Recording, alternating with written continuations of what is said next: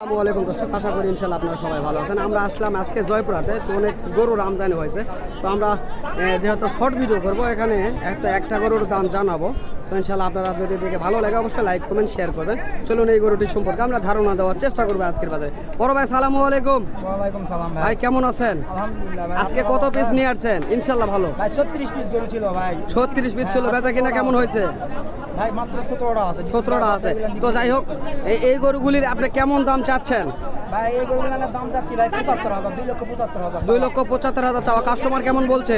Customer বলছে ভাই 60-65 এরকম ভাবে বলতেছে ভাই। 60-65 বলতেছে, তাই না?